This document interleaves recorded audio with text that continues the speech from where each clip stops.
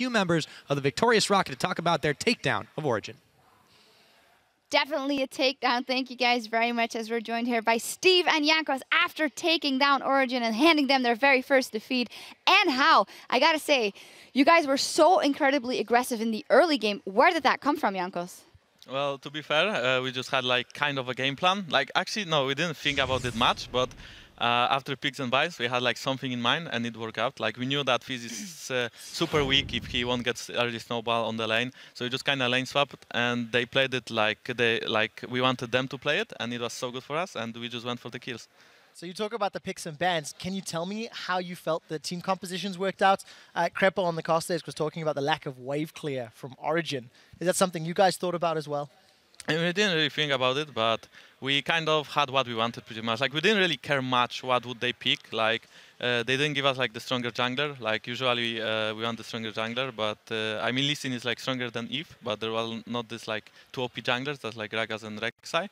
But we kind of like expected them to pick such picks, and it just was so perfect. Yeah, and you pinpoint the Fizz, of course, you and your Rumble versus the Fizz. In the last couple of games, you've had a hard time because people have been focusing you a lot. It does seem that you have been better at adapting and fighting yourself back in the way in different ways. How do you think you did in this game? Well, in this game, I think the lane swap, well, it got me behind compared to the Fizz, but I just had to farm, and I would still be strong with the Rumble, with core items like Sorcerer Shoes and Hunting Guys. That's enough to be strong in team fights. What's it like playing on stage when almost every game people seem to be camping your lane or whatever? Yesterday, Evelyn was up top for like 5.5 years. Last week, we saw some camps. So how does it affect your play style? Well, I know my team is really strong right now. All I have to do is play safe, and then my team will just carry, and that's why Rumble's a good pick for me.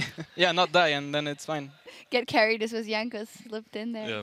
But we're going to take a look at one of the team fights of the games. Of course, your Rumble ults were so instrumental in those. We're going to pull that up. This was after you guys already solidified a lead, but you get engaged on. Let's roll the clip, and Steve, talk us through what happens here.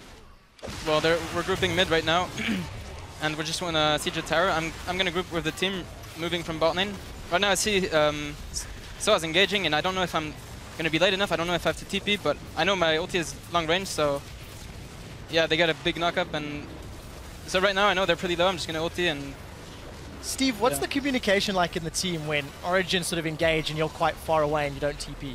Well, I don't TP, but I tell my team I'm coming, and when we see this situation, we just say, yeah, we're going to win this. So when we see...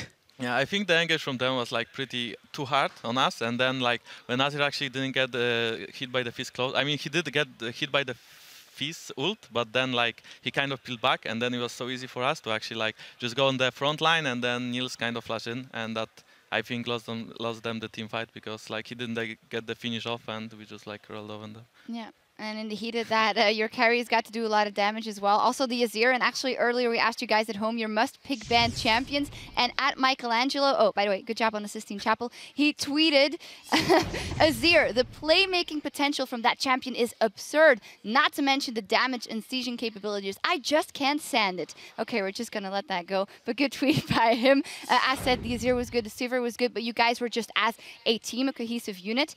There's all kinds of question marks that have been around ROCCAT for a while, and we've heard the murmurs of how good you guys are in scrims and when is it going to translate here.